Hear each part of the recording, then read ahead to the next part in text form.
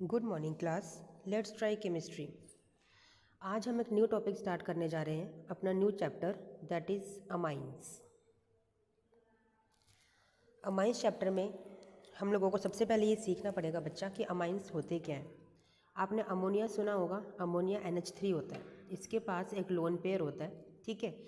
जब इसमें से एक हाइड्रोजन को रिमूव कर दिया जाता है तो ये अमाइन बन जाता है, इट्स अ अमाइन, ठीक है। यहाँ पर कोई सब्स्टिट्यूएंट होगा, ठीक है।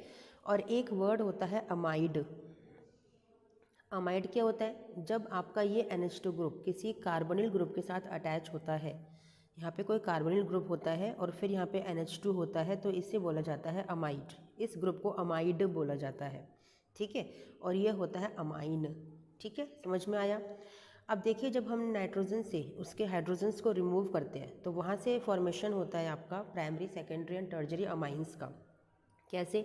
अगर एक अल्काइल ग्रुप लगा है आपके इस अमाइन ग्रुप से तो इसे बोला जाता है प्राइमरी अमाइन, ओके।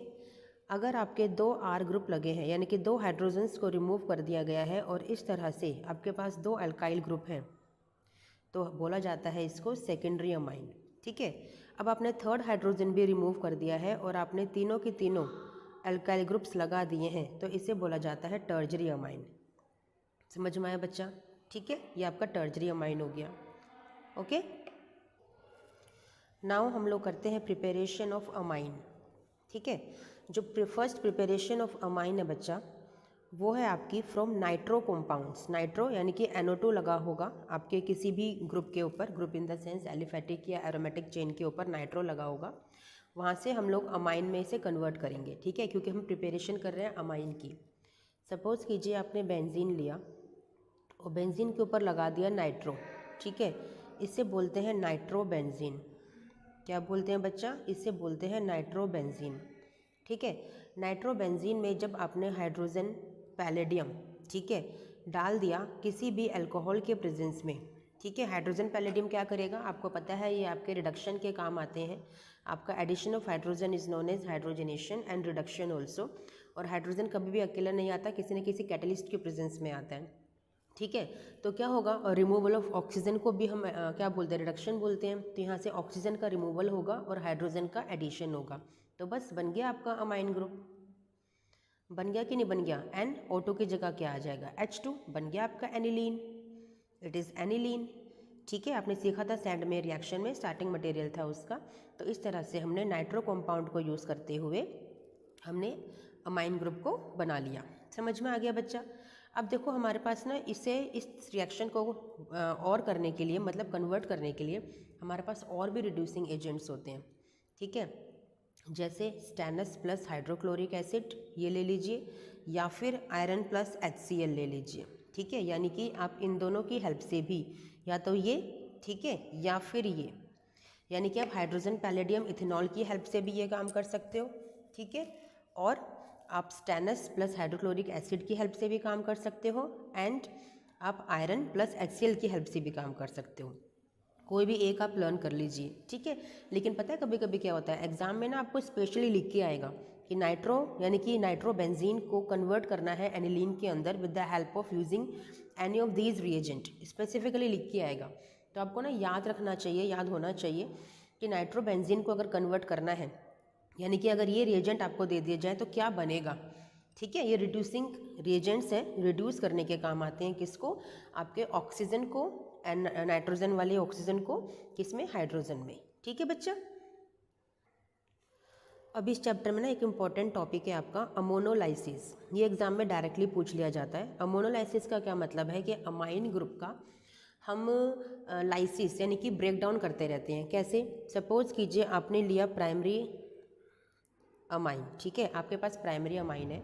अगर इसमें आप अल्काइल हैलाइड ग्रुप को ऐड कर दोगे तो क्या होगा? अल्काइल हैलाइड ग्रुप है आपका, यहाँ से एक हाइड्रोजन रिलीज होगा, एक हाइड्रोजन निकल जाएगा, ये बॉन्ड ब्रेक होगा माइनस और प्लस के अंदर, हाइड्रोजन जाएगा H+ की फॉर्म में, तो उसे कौन ले जाएगा? X ले जाएगा, यानी कि -HX हो गया, और इसकी जगह आ जाएगा यहाँ पे R, यानी कि RNHR। क्या बन गया? आपका सेकेंडरी अमाइन बन गया, ठीक है। फिर से आप RX का एडिशन कर दीजिए, सेम होगा, फिर से एक हाइड्रोजन निकल जाएगा और आपका टर्जरी अमाइन बन जाएगा, ठीक है, इस तरह से। ठीक है, लेकिन ये रिएक्शन स्टॉप ही नहीं हुई, एक और RX आ गया, तब क्या करोगे? अब तो कोई हाइड्रोजन भी नहीं है रिलीज करने के लिए। इस केस में क्या होगा बच्चा कि जो आपका नाइट्रोजन है ना, क्योंकि इसके पास लोन पेयर है, तो इसलिए ये कैपेबल है R अभी भी अटैक करने के लिए यहाँ पर, इवन X भी अटैक करेगा क्योंकि यहाँ पे लोन पेयर्स है इसीलिए। तो क्या होगा यहाँ पे R3N ये बना है आपका, अब क्या बन जाएगा R4, एक और R आ गया N। ठीक है, नॉन मेटल है आपका पॉजिटिव, और हेलोजन आएगा आपका X, यानी कि देखो ना यहाँ पे नाइट्रोजन पे पॉजिटिव चार्ज आ गया क्योंकि उसने इलेक्ट्रॉन को डोनेट किया है, ये है ना, इलेक्ट्रॉन्स को डोनेट किया है। तो पता है इसका क्या नाम होता है? इसका नाम होता है क्वाटरनरी अमोनियम सॉल्ट। 4 R है ना आपके, तो इसे बोलते हैं क्वाटरनरी। एग्जाम में पूछा जाता है the formation of quaternary ammonium salt. तो क्वाटरनरी अमोनियम सॉल्ट का फॉर्मेशन बहुत ही ईजी है बच्चा, है ना ईजी। कैसे किया मैं फिर से एक बार बता देती हूँ क्योंकि इंपॉर्टेंट क्वेश्चन है। सिंपल कुछ नहीं है, प्राइमरी अमीन लीजिए, प्राइमरी अमीन में अल्काइल हैलाइड के ग्रुप को ऐड करते रहिए बस, और कुछ नहीं करना है। आपने लिया RNH2, ठीक है, आपने लिया, इसमें आपने ऐड किया RX को, क्या बना आपका? बना R2NH, एक हाइड्रोजन निकल गया और एक R ग्रुप आ गया। एक और RX को ऐड कर दो, आ जाएगा R3N।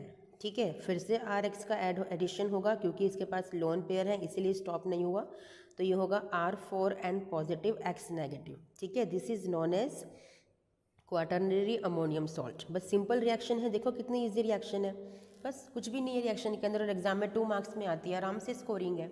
ठीक है, इसके बाद जो नेक्स्ट प्रिपरेशन है आपके अमाइन ग्रुप की, वो है आपकी फ्रॉम नाइट्राइल्स। नाइट्राइल्स का क्या मतलब है कि कोई साइनाइड ग्रुप होगा, इसी को नाइट्राइल बोलते हैं, आपने सीखा है प्रीवियस चैप्टर्स के अंदर। इसे हमें बनाना है, देखो किसके अंदर, RCH2NH2, आपको प्राइमरी अमीन का फॉर्मेशन करना है। तो आपको समझ में आ रहा होगा कि यहाँ पे देखो क्या हुआ है, यहाँ पे पाई बॉन्ड का ब्रेकेज हुआ है, दोनों पाई बॉन्ड टूटे हैं, और H2 का एडिशन हुआ है, यानी कि क्या हुआ, रिडक्शन हुआ है। तो रिडक्शन ऑब्वियसली हाइड्रोजन डाल दीजिए निकल की प्रेजेंस में। ठीक है, बस हो गया आपका। पहले क्या होगा, एक पाई बॉन्ड ब्रेक होगा आपका, इस तरह से बना। ठीक है, फिर एक और पाई बॉन्ड का ब्रेक होगा और आपका हो गया RCH2NH2। ठीक है, बन गया आपका प्राइमरी अमाइन। कितना इजी था, और ये क्वेश्चन एग्जाम में आता है, स्पेशली कन्वर्जेंस में यूज़ होता है बच्चा, स्पेशली कन्वर्जेंस में यूज़ होता है। ठीक है, समझ में आ गया बच्चे, इंपॉर्टेंट है। नाइट्राइल ग्रुप को कंफ्यूज नहीं करना है, नाइट्राइल मीन्स साइनाइड, क्योंकि वहाँ पे कार्बन के पास नाइट्रोजन लगा होता है, तो इसलिए इसको नाइट्राइल ग्रुप बोला जाता है। ठीक है, और पूरे को क्या बोला जाता है, साइनाइड। ठीक है, जिसमें कि दोनों ही केसेस में कार्बन नाइट्रोजन के बीच ट्रिपल बॉन्ड होता है। ठीक है, चलिए नेक्स्ट है आपका फ्रॉम अमाइड। अमाइड मैंने बताया था आपको कि कार्बोनिल ग्रुप के साथ आपका NH2 ग्रुप लगा होगा, तो इसे बोला जाता है अमाइड। ये आपका अमाइड है, तो अमाइड को कन्वर्ट करना है अमाइन के अंदर, RCH2NH2। ठीक है, इसमें कन्वर्ट करना है, सिंपल फिर से आपको दिख रहा है। लेकिन पता है यहाँ पे क्या है, आप सिंपल हाइड्रोजन के एडिशन से रिएक्शन नहीं कर सकते। क्यों नहीं कर सकते सिंपल हाइड्रोजन के एडिशन से रिएक्शन बच्चा? क्योंकि यहाँ पे जो कार्बोनिल ग्रुप है उसको आपको रिमूव करना है, this carbonyl group has to be removed. तो इसके लिए आपको स्ट्रॉन्ग रिड्यूसिंग एजेंट डालना पड़ेगा, that is lithium aluminium hydride, और इसके बाद आपको इसके साथ हाइड्रोलाइसिस भी करना पड़ेगा। Then you can remove this CO का मतलब आपने डबल बॉन्ड ऑक्सीजन के बॉन्ड को ब्रेक किया है। इस तरह से आपका बॉन्ड है ना, देखो आपके पास ये NH2 तो है, ठीक है, आपके पास ये C भी है, ये R भी है। आपको सिर्फ और सिर्फ क्या करना है, ये H2 ग्रुप को लेके आना है और इस डबल बॉन्ड O को हटाना है। तो बस ये पाई बॉन्ड ब्रेक हुआ, और यहाँ पे लिथियम एल्यूमिनियम हाइड्राइड ने क्या किया, आपको 2 हाइड्रोजन दे दिए और आपने उसका एडिशन कर दिया, removal of oxygen and addition of hydrogen. Simple है बच्चा। ठीक है, इजी है, रिएक्शंस ये कन्वर्जन में यूज़ होती हैं। ठीक है, ये एक नेमिंग रिएक्शन भी होती है आपकी, हॉफमैन ब्रोमोमाइड डिग्रेडेशन रिएक्शन, जिसमें आप प्राइमरी अमीन का फॉर्मेशन करते हो, उसमें कार्बन ग्रुप को ही हटाते हो बाय यूजिंग नेमिंग रिएक्शन। ठीक है, चलिए हम करेंगे अभी। उससे पहले हम लोग एक रिएक्शन करने जा रहे हैं, that is Gabriel phthalimide synthesis. ठीक है, थैलेमाइड के अंदर PH आपका साइलेंट होता है, इट्स अ थैलइमाइड सिंथेसिस रिएक्शन। ठीक है, नाम थोड़ा बच्चों को अजीब सा लगता है, बट कुछ भी नहीं है इसके अंदर। गैब्रियल साइंटिस्ट का नेम है और थैलेमाइड आपका रिएक्टेंट है जिसकी हेल्प से आप सिंथेसिस करते हो प्राइमरी अमीन का। ठीक है, कैसे करेंगे देख लीजिए बच्चा। आपका जो रिएक्टेंट है दैट इज़ एक बेंजीन ग्रुप है आपके पास। ठीक है, इस बेंजीन के 2 एडजेसेंट कार्बन पर आपका कार्बोनिल ग्रुप है। ठीक है, और ये दोनों ही कार्बन अटैच हैं आपके नाइट्रोजन के साथ और यहाँ पे एक हाइड्रोजन है। यहाँ पे आपको ऐड करना है रिएजेंट के तौर पे पोटेशियम हाइड्रोक्साइड। क्या होगा, यहाँ पे ये वाला बॉन्ड ब्रेक होगा प्लस माइनस, यहाँ पे आपका ये वाला बॉन्ड ब्रेक होगा माइनस प्लस, आपका जो HOH है वो तो वाटर की फॉर्म में रिलीज हो जाएंगे और N और K का बॉन्ड आपका बन जाएगा। C double bond O adjacent carbon पे है, C डबल बॉन्ड O, ये दोनों का बॉन्ड नाइट्रोजन के साथ है नेगेटिव और K आएगा आपका पॉजिटिव की फॉर्म में, मेटल नॉन मेटल का बॉन्ड है। अब आपको ऐड करना है एक RX अल्काइल हैलाइड का मॉलिक्यूल। ठीक है, सिमिलरली आपका यहाँ पे बॉन्ड ब्रेक होगा माइनस प्लस, वहाँ पे माइनस प्लस ऑलरेडी है, आपका क्या हो जाएगा simple C double bond O, C double bond O। ठीक है, ये आपका बॉन्ड है नाइट्रोजन के साथ जिसके पास आ जाएगा R और ये माइनस KX हो जाएगा। ठीक है ना, ये K और ये X माइनस होके निकल जाएंगे। अब आपको ऐड करने हैं 2 molecules of sodium hydroxide. NaOH के 2 मॉलिक्यूल्स आपको ऐड करने हैं बच्चा। ठीक है, 2 NaOH के मॉलिक्यूल क्यों ऐड किए हैं, क्योंकि यहाँ पर ये बॉन्ड ब्रेक होगा ONA की फॉर्म में और ये प्लस और ये माइनस। ठीक है, और यहाँ से ये दोनों के दोनों बॉन्ड यहाँ से ब्रेक हो जाएंगे। अब क्या होगा आपका यहाँ पे C double bond O, C double bond O और इन दोनों के बॉन्ड्स क्या हो गए अलग अलग हो गए। यहाँ पे आ जाएगा ONA, यहाँ पे भी आ जाएगा ONA। ठीक है, 2 लगाए हैं ना हमने। ठीक है, और आपका बाकी क्या बना देखो, एक NR है आपके पास यानी कि RN है और ये कितने H हैं आपके पास 2 H हैं, RNH2। क्या बन गया बच्चा जो बना रहे थे हम, it's a primary amine, RNH2 primary amine का फॉर्मेशन हो गया बच्चा। समझ में आया, it's a formation of primary amine. ठीक है, चलिए क्या रिएक्शन थी, गैब्रियल थैलेमाइड सिंथेसिस रिएक्शन थी। हमने क्या यूज़ किया, थैलेमाइड को यूज़ किया। पहले क्या डाला पोटेशियम हाइड्रोक्साइड, फिर क्या डाला आपने एक अल्काइल हैलाइड, फिर क्या डाला आपने सोडियम हाइड्रोक्साइड। बस आपने ये 3 रिएजेंट्स को यूज़ किया है। क्या यूज़ किया है आपने, ये 3 रिएजेंट्स को यूज़ किया है बस। आप डायरेक्टली भी रिएक्शन कर सकते हो, सिंपल थैलेमाइड के अंदर इन 3 रिएजेंट्स को डाल दो और अपना फाइनल डिजायर्ड प्राइमरी अमीन लिख दो बस, और कुछ भी नहीं। ठीक है, वैसे भी आप कर सकते हो, बट कभी कभी रिएक्शन 3 मार्क्स में आ जाती है, 2 मार्क्स में आ जाती है, तो आपको ये पूरा आना चाहिए बच्चा। ठीक है, बाकी आपकी मर्जी है कि आपको सफिशिएंट लगता है कि मुझे एक ही नंबर चाहिए तो बस आप डायरेक्ट रिएक्शन को लर्न कर लीजिए। ठीक है बच्चा, चलिए इसके बाद जो रिएक्शन आपको करनी है दैट इज, जिसका मैं जिक्र अभी कर रही थी, that is Hoffmann bromamide, Hoffmann bromamide degradation reaction. हर वर्ड का अपना एक मीनिंग है। ठीक है, हॉफमैन साइंटिस्ट का नेम है, ब्रोमअमाइड यानी कि amide group RCONH2, amide group के साथ आपको ये ब्रोमीन यूज़ करना है। ठीक है, और डिग्रेड करना है। डिग्रेड क्या करोगे आप, इस CO ग्रुप को, CO ग्रुप यहाँ से निकल जाएगा। कैसे निकलेगा, एक NaOH और ऐड कर दीजिए यहाँ पर, और क्या बनेगा आपका RNH2, प्राइमरी अमीन का फॉर्मेशन हो गया। साथ में आपके कुछ बाय प्रोडक्ट्स भी बनते हैं, उनका कोई यूज़ नहीं है, no need to waste your time. ठीक है, क्या किया आपने, सिंपल यहाँ पे डिग्रेड किया इस CO ग्रुप को और RNH2 का बॉन्ड आपस में बन गया। आपका Gabriel phthalimide synthesis reaction and Hoffmann bromamide degradation reaction, दोनों आपके सिर्फ और सिर्फ प्राइमरी अमीन के फॉर्मेशन के लिए यूज़ की जाती हैं। ये दोनों 2 मार्क्स में क्वेश्चन भी आता है एग्जाम के अंदर। ठीक है, समझ में आ गया बच्चा, कितनी इजी रिएक्शन थी। सिंपल CO ग्रुप का डिग्रेडेशन हो गया। कैसे डिग्रेडेशन हुआ, ब्रोमीन प्लस सोडियम हाइड्रोक्साइड की हेल्प से। ठीक है बच्चा, चलिए आपको समझ में आ गया ये भी। यस बच्चा, जो प्रिपरेशन है हमारी वो सारी ख़त्म हो चुकी है। ठीक है, यही प्रिपरेशन थी, बस इतनी सी जो आपको करनी थी अमाइंस के लिए।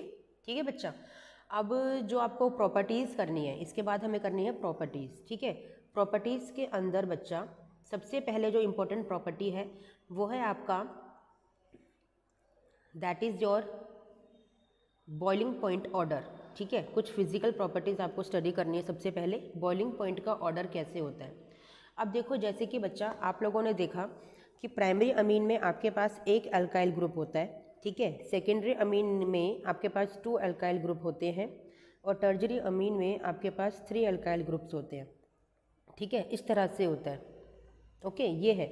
तो जैसे कि आपको पता है कि जो ये आपके हाइड्रोजन हैं, ये जो हाइड्रोजन्स हैं ये आपके हाइड्रोजन बॉन्डिंग के लिए रिस्पॉन्सिबल होते हैं।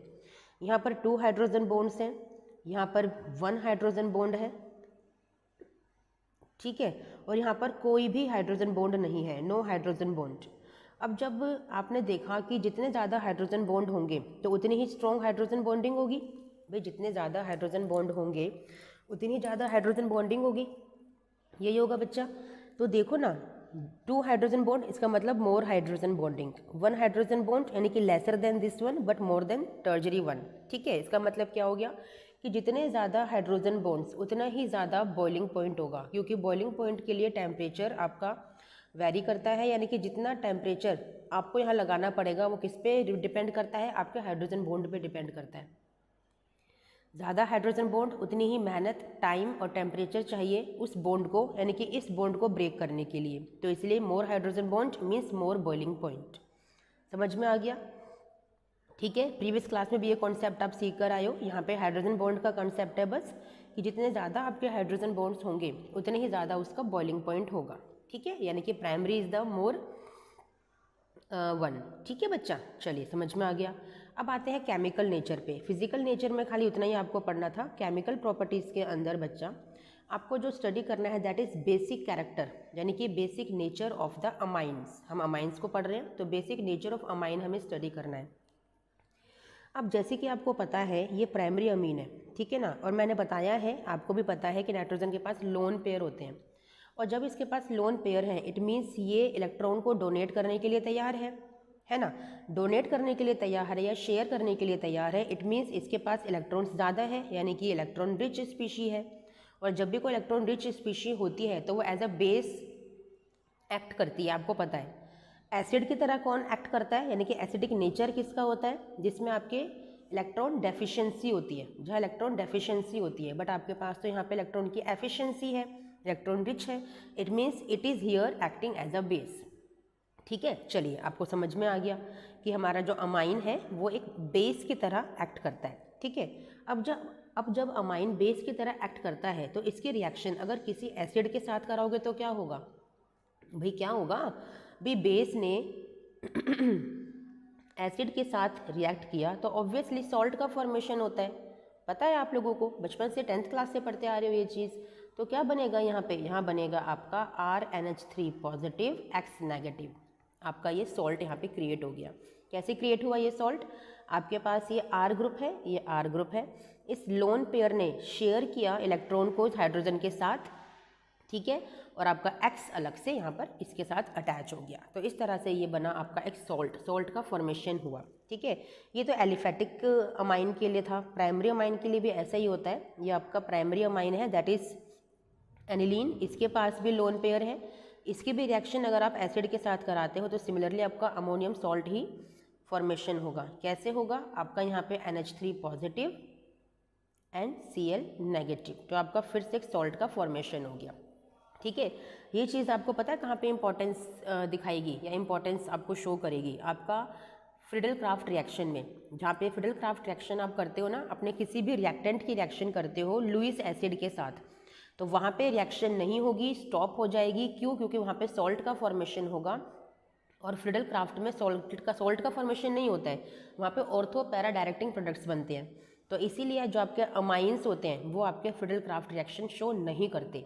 ये क्वेश्चन है, एग्जाम में आता है, बोर्ड एग्जाम में 2 मार्क्स का। ओके, कि why amines do not show Friedel Crafts reaction, तो इसका रीज़न है because they form salt, because they are themselves a base, क्योंकि वो खुद ही एक बेस है, दैट्स वाई। ठीक है, समझ में आ गया। चलिए, वेरी गुड। अब यहाँ पे ना एक क्वेश्चन आपको यहाँ से भी आता है, KB और PKB वैल्यू से आपको इसके अकॉर्डिंग ना अरेंज करना होता है। KB का मतलब होता है बेसिसिटी, जो मैंने आपको बताया, बेसिसिटी का ऑर्डर मैंने आपको बताया। तो जितनी ज़्यादा Kb वैल्यू उतना ही वो ज़्यादा बेसिक। लेकिन Pkb इसका इन्वर्स होता है, Pkb इसका इन्वर्स होता है, यानी कि जितनी ज़्यादा बेसिसिटी उतना ही इसका लेस Pkb वैल्यू। समझ में आया? यानी कि अगर आपको ऑर्डर में अरेंज करने के लिए दिया जाए, Kb के ऑर्डर में अरेंज करोगे तो आपका सिंपल वही स्ट्रेट ऑर्डर बनेगा, लेकिन Pkb के केस में उस ऑर्डर को रिवर्स कर दीजिएगा। ठीक है बच्चा, समझ में आ गया? चलिए नेक्स्ट क्वेश्चन, यानी कि नेक्स्ट टॉपिक जो हमारा है that is for the solvation, यानी कि कौन कितना सॉल्यूबल है। आपने देखा कि जितनी ज़्यादा हाइड्रोजन बॉन्डिंग होती है वो उतना ज़्यादा सॉल्यूबल होता है, क्योंकि वाटर के साथ उतने ज़्यादा सॉल्यूबल बॉन्ड्स बनाता है, सॉल्यूबल होने के लिए बॉन्ड बनाता है। ठीक है, तो बस यहाँ पे भी primary amine is more soluble, then secondary is the least one and tertiary is the more least one. ठीक है, समझ में आ गया? चलिए बच्चा, ये भी समझ में आ गया। इसके बाद जो नेक्स्ट टॉपिक हमें करना है that is most important test, that is carbylamine reaction. Carbylamine जिसे हम आइसोसाइनाइड टेस्ट भी बोलते हैं, क्योंकि इसमें आइसोसाइनाइड का फॉर्मेशन होता है। ठीक है, बहुत इंपॉर्टेंट टेस्ट है। क्या करते हैं, प्राइमरी अमीन एक्चुअली ये वाली रिएक्शन दिखाता है। ठीक है, प्राइमरी अमीन की रिएक्शन आप लोग करते हो किसके साथ? क्लोरोफॉर्म के साथ में आपको पोटेशियम हाइड्रोक्साइड चाहिए। क्या फॉर्म करके देगा आपको? जो ये RNH2 ग्रुप है ये बना के देगा RNC, इट इज़ आइसोसाइनाइड। यहाँ पे एक फाउल स्मेल आती है। ठीक है, फाउल स्मेलिंग सब्सटेंस का फॉर्मेशन होता है विच इज़ दिस आइसोसाइनाइड। तो ये टेस्ट है आपका, केमिकल टेस्ट है जिसे हम परफॉर्म करते हैं to differentiate between primary, secondary and tertiary amines. Only primary amines give this test, secondary and tertiary amines do not give this test. Okay, तो ये एक टेस्ट है हमारा कार्बिल अमीन और आइसोसाइनाइड। कंफ्यूज मत होइएगा, किसी भी नाम से रिएक्शन आ सकती है, तो आपको याद होना चाहिए। ठीक है बच्चा, चलिए इतना आपको समझ में आ गया। नाउ द नेक्स्ट टेस्ट जो इम्पॉर्टेंट है that is Hinsberg test. Hinsberg एक रिएजेंट का नाम है यहाँ पे, जिसका स्ट्रक्चर होता है बेंजीन सल्फोनिल क्लोराइड। ये आपका एक रिएजेंट है। ठीक है, एक केमिकल है बेंजीन सल्फोनिल क्लोराइड, इसी का नाम है हिंसबर्ग रिएजेंट, साइंटिस्ट का नाम है हिंसबर्ग। ठीक है, इसकी रिएक्शन कराते हैं हम लोग प्राइमरी अमीन से। आप प्राइमरी अमीन से रिएक्शन कराइए सबसे पहले इसकी। ये प्राइमरी अमीन है आपका। ठीक है, NH2R है। अब देखिए यहाँ पर क्या होगा बच्चा, ये जो क्लोरीन है ना, इस हाइड्रोजन से बॉन्ड बना के यहाँ पे -HCl हो जाएगा, और बाकी चीज़ों को ज्वाइन कर दीजिए, बेंजीन सल्फोनिल। ठीक है, यहाँ पर क्लोराइड तो रहा नहीं, इसका बॉन्ड बनेगा नाइट्रोजन के साथ, दिस इज दिस वन। ठीक है, अब आपको जो ये हाइड्रोजन दिख रहा है ना, ये हाइड्रोजन यहाँ पे एसिडिक हाइड्रोजन है। This hydrogen is acidic hydrogen. क्यों है एसिडिक हाइड्रोजन? बिकॉज यहाँ पे इसके पास लोन पेयर है। ठीक है, और नाइट्रोजन आपका इलेक्ट्रोनेगेटिव है, ऑक्सीजन आपका इलेक्ट्रोनेगेटिव एलिमेंट है, सल्फर आपका इलेक्ट्रोनेगेटिव एलिमेंट है, इतने सारे इलेक्ट्रोनेगेटिव एलिमेंट है, नाइट्रोजन भी है। तो ये सब के सब क्या करेंगे ना, हाइड्रोजन से इलेक्ट्रॉन खींचने की कोशिश करेंगे। अब जब खींचेंगे तो हाइड्रोजन पे क्या हो गया, इलेक्ट्रॉन की कमी आ गई। तो ये एक एसिडिक नेचर शो करता है, जिसकी वजह से आपका जो ये पूरा का पूरा कंपाउंड है ना जो फॉर्म हुआ है that is an ethyl benzene sulphone amide. याद करने की ज़रूरत नहीं है, ये पूरा का पूरा जो एक कंपाउंड है ये आपका सोल्यूबल होता है इन एल्केलाइज। एल्केलाइज क्या होते हैं? आपके वाटर सोल्यूबल बेसिस। क्या होते हैं एल्केलाइज? वो बेसिस जो वाटर सोल्यूबल होते हैं, यानी कि जिन्हें वाटर में सोल्यूबल यानी कि आराम से घोल सकते हो, वो आपके एल्केलाइज होते हैं। तो ये था आपका प्राइमरी अमीन के लिए। ठीक, यानी कि प्राइमरी अमीन टेस्ट देता है कौन सा वाला? हिंसबर्ग टेस्ट देता है। और डिफरेंस क्या है इसका? डिफरेंस ये है, यानी कि डिफरेंस इन द सेंस क्या खासियत है? खासियत ये है कि जो उसका प्रोडक्ट बनता है वो एसिडिक हाइड्रोजन रखता है, जिसकी वजह से वो सोल्यूबल इन एल्केलाई है। ठीक है, अब इस बेंजीन सल्फोनिल क्लोराइड की जरा रिएक्शन करके देखते हैं सेकेंडरी अमीन के साथ, तो क्या होगा। ठीक है, सेकेंडरी अमीन से रिएक्शन करके देखिए, ये सेकेंडरी अमीन है। ठीक है, क्या होगा, ये वाला HCl फिर से रिमूव हो जाएगा और बाकी ज्वाइन कर दीजिए सारी चीज़ें।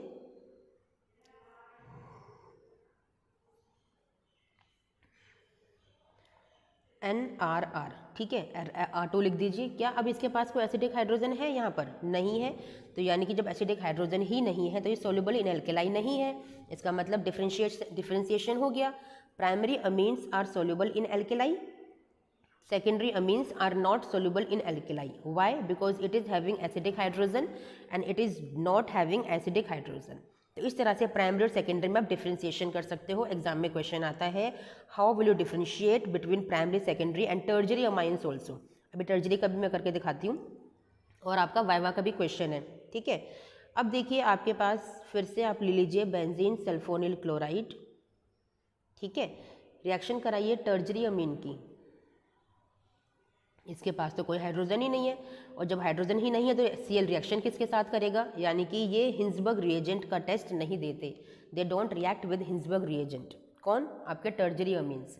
तो क्या हो गया, primary amines are soluble in alkalis, secondary amines are not soluble in alkalis, और टर्जरी अमीन्स तो रिएक्शन ही नहीं करते, नो रिएक्शन एट ऑल। क्यों रिएक्शन नहीं करते? क्योंकि इसके पास हाइड्रोजन ही नहीं है जो रिएक्शन करेगा इस क्लोरीन के साथ। समझ में आ गया बच्चा?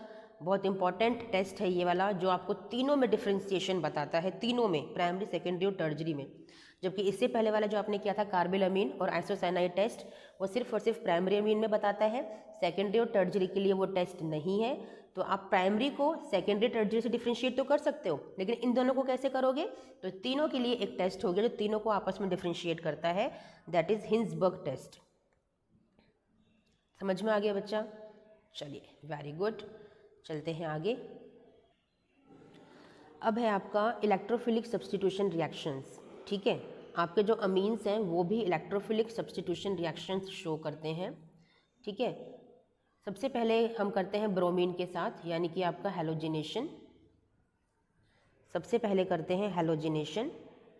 आपको पता है कि जो एनिलीन है, ठीक है, आपका NH2 है, इसके ऊपर एक बेंजीन ग्रुप के ऊपर लगा हुआ है, इसका करवा दीजिए हैलोजिनेशन, यानी कि ब्रोमीन ऐड कर दीजिए 3 मॉलिक्यूल्स। हमने ऐसा क्यों किया? क्योंकि हम एक्सेस में ब्रोमीन की रिएक्शन करवाते हैं ब्रोमीन वाटर की हेल्प से। यहाँ पे ब्रोमीन वाटर डाल दीजिए। क्या होगा, आपके 3 ब्रोमीन मॉलिक्यूल आपकी ऑर्थो पैरा पे लग जाएंगे। इलेक्ट्रोफिलिक में यही तो होता है। यहाँ पे NH2 एज इट इज़ रहेगा और यहाँ पे आपके ब्रोमो ब्रोमो और ब्रोमो लग जाएंगे, ठीक है। तो क्या बन गया? It's a 2,4,6 try bromo aniline, ठीक है, 2,4,6 ट्राई ब्रोमो, और ये है आपका एनिलीन। समझ में आया? हमने एक्सेस में ब्रोमिनेशन किया है, ओके। यहाँ एक्सेस में ही ब्रोमिनेशन होता है बच्चा, ठीक है। चलिए, इतना आपको समझ में आ गया। इसके बाद करते हैं नाइट्रेशन, ठीक है। आप अलग अलग यहाँ पे नहीं बना सकते। अब नाइट्रेशन के लिए आपको फिर से एनिलीन लेना है, ठीक है। नाइट्रेशन के लिए आपको पता है कॉन्सेंट्रेटेड नाइट्रिक एसिड डाल दीजिए, ठीक है, with the help of concentrated sulphuric acid. आपको पता है ऑर्थो पैरा प्रोडक्ट्स आपके बनते हैं, ठीक है, लेकिन यहाँ पे एक और चेंज है कि यहाँ पर ऑर्थो नाइट्रो बनेगा। यहाँ से नाइट्रिक से नाइट्रो निकलता है ना, मैंने सिखाया था, OH negative plus NO2 positive. तो आपका ये इलेक्ट्रोफाइल आपको मिल गया, ठीक है। एक बना ऑर्थो, एक बनेगा पैरा, जो आपके एज यूजुअल हमेशा से बनते आए हैं। यहाँ पे एक चेंज और है कि यहाँ पर एक मेटा प्रोडक्ट भी बनता है, यस, और मेटा की जो परसेंटेज है वो भी अच्छी खासी है, जबकि ऑर्थो वाले से कम परसेंटेज है इसकी, ठीक है। यहाँ पे मेटा नाइट्रो भी बनता है, ठीक है। तो ये आपका कन्वर्जन में यूज़ होता है। मेटा नाइट्रो अगर आपको बनाना है तो उसके लिए आप एनिलीन का नाइट्रेशन करवा दीजिए H2SO4 के साथ, बट आपका मेजर ये पैरा वाला ही रहने वाला है, यहाँ पे उसकी परसेंटेज ज़्यादा है। समझ में आ गया बच्चा? ठीक है, चलिए, ये आपको समझ में आ गया। इसके बाद सल्फोनेशन करते हैं। आपको पता है 3 तरह का हम लोग करते हैं electrophilic substitution, halogenation, nitration, sulphonation. तो अब सल्फोनेशन की बारी है। सल्फोनेशन में आप एनिलीन में सल्फ्यूरिक एसिड डाल दीजिए, ठीक है। क्या बनेगा आपका यहाँ पे, क्योंकि एसिड है और वो बेस है तो ऑब्वियस सोल्ट बनेगा। तो NH3 पॉजिटिव HSO4 नेगेटिव, ठीक है, आपका सल्फोनिक एसिड का फॉर्मेशन हुआ। थोड़ा सा टेम्परेचर दीजिए यहाँ पे, क्या बनेगा, टेम्परेचर देने से आपका यहाँ पे वापस से NH2 आ जाएगा और जो SO3H है ना वो यहाँ आ जाएगा, ठीक है। सल्फेनिलिक एसिड बोलते हैं इसको, इस वाले कंपाउंड को बोलते हैं सल्फेनिलिक एसिड, सल्फेनिलिक एसिड। ठीक है। इसके बाद क्या करोगे यहाँ पर, इसका ना हम लोग एक चेंज करते हैं। कैसे? क्योंकि थोड़ा सा ना अपने आप में रिएक्शन होती है ये वाली, ये जो हाइड्रोजन है ना ये चला जाता है इस नाइट्रोजन के पास, क्योंकि लोन पेयर है ना इसके, तो वो एक्सेप्ट कर लेता है उसको। तो यहाँ पे क्या बनता है आपका NH3 पॉजिटिव हो गया क्योंकि इसने लोन पेयर को डोनेट किया है, और यहाँ पे आपका SO3 नेगेटिव हो गया क्योंकि इसने डोनेट किया है। ठीक है। तो इस को बोलते हैं ज्यूटर आयन। ये एग्जाम में 2 मार्क्स में क्वेश्चन आता है बच्चा, इसलिए मैंने आपको ये बताया कि ज्यूटर आयन का फॉर्मेशन का क्वेश्चन आता है एग्जाम के अंदर, कि how will you form zwitter ion, draw the structure and right the reaction also. तो दिस इज द रिएक्शन। कैसे हुआ? एनिलीन की रिएक्शन कराई आपने, ठीक है, सल्फ्यूरिक एसिड के साथ, सल्फ्यूरिक एसिड। ठीक है, क्योंकि ये बेस है, ये एसिड है, तो ऑब्वियसली एक सॉल्ट का फॉर्मेशन करेगा। इसके बाद इसको हीट कर दीजिए, हीट करने के बाद यहाँ पे वापस से NH2 आ गया और यहाँ पे SO3H ग्रुप अटैच हो जाएगा, जिसे सल्फेनिलिक एसिड बोलते हैं। इस पूरे ग्रुप को सल्फेनिलिक एसिड बोलते हैं। फिर क्या होगा, यहाँ से हाइड्रोजन रिलीज हो जाएगा क्योंकि नाइट्रोजन एक्सेप्ट कर लेगा। एक्सेप्ट करेगा तो डोनेशन हुआ है पॉजिटिव चार्ज, यहाँ से क्या हुआ है, डोनेशन हुआ है।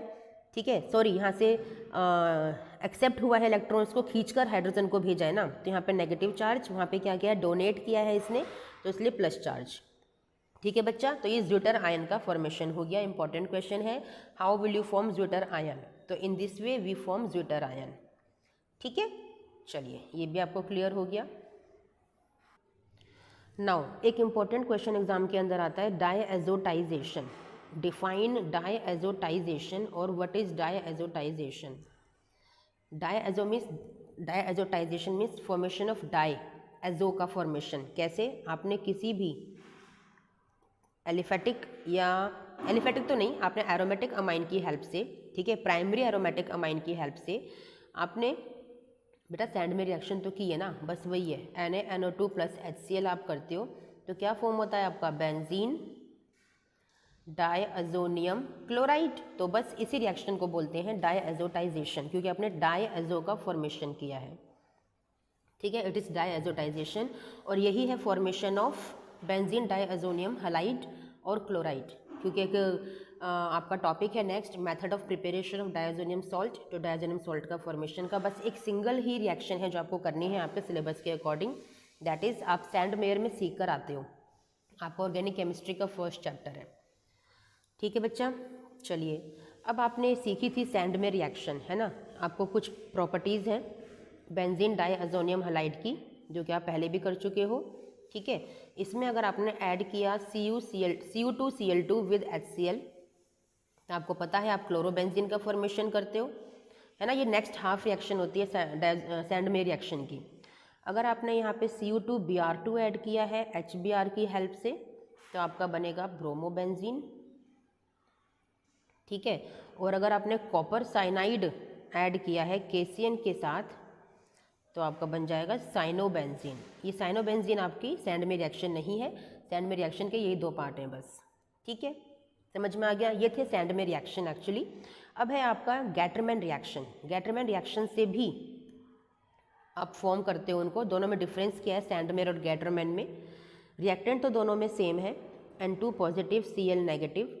ठीक है, वहाँ पे आप Cu2Cl2 विद HCl लेते हो, यहाँ पे सिर्फ कॉपर विद HCl लोगे। ठीक है, ये डिफरेंस है बस खाली, और फॉर्म आपका क्लोरोबेंजीन ही होगा। ठीक है, यहाँ पे भी आप कॉपर प्लस HBr लेते हो तो आपका ब्रोमोबेंजीन ही फॉर्म होता है। बस गैटरमैन साइंटिस्ट थे हमारे, उन्होंने कुछ अलग करके दिखाना था, तो Cu2Cl2 ना लेने की जगह सिर्फ Cu लिया और क्लोरोबेंजीन को फॉर्म करके दिखाया, देखो भैया हम भी रिएक्शन कर सकते हैं आपकी तरह, लेकिन आपसे कुछ अलग हटके। तो बस ये सिंपल रिएक्शन थी। ठीक है बच्चा, समझ में आ गया। चलिए, ये थी गैटरमैन रिएक्शन। और भी रिएक्शंस हैं इसकी, जैसे कि इस बेंजीन डायज़ोनियम क्लोराइड में अगर आप पोटेशियम आयोडाइड को डाल देते हो तो क्या फॉर्म हो जाएगा आपका, आयोडोबेंजीन बन जाएगा। कैसे बन जाएगा? पोटेशियम आयोडाइड को डाल के आपका आयोडोबेंजीन फॉर्म हो जाएगा। अगर इसमें डाल देते हो HbF4 टेट्राफ्लोरोबोरेट नाम है इसका, फ्लोरोबोरिक एसिड भी बोलते हैं। ठीक है, तो क्या बन जाएगा आपका, फ्लोरोबेंजीन बन जाएगा। देख लीजिए आप, आयोडोबेंजीन फ्लोरोबेंजीन भी बना सकते हो। क्लोरोबेंजीन ब्रोमोबेंजीन तो बन ही रहे हैं, लेकिन ये किसी नेमिंग रिएक्शन के अंदर नहीं आते दोनों, ये आपके सिंपल रिएक्शंस हैं। ठीक है बच्चा, चलिए इतना आपको समझ में आ गया। अब लास्ट टॉपिक है इस चैप्टर का, दैट इज कपलिंग रिएक्शन। ठीक है, कपलिंग रिएक्शन का मतलब क्या है कि कपल्स को यूज़ करते हुए रिएक्शन को हमने किया है। ठीक है, कैसे? आपने लिया बेंजीन डायअज़ोनियम क्लोराइड, है ना, और यहाँ पे लिया आपने फिनॉल, और इसके पास इसका हाइड्रोजन है। आपने रिमूव किया इस HCl को, -HCl, और बाकी सारा अटैच हो गया। ठीक है, ऑब्वियसली यहाँ पाई बॉन्ड ब्रेक होगा, N डबल बॉन्ड N,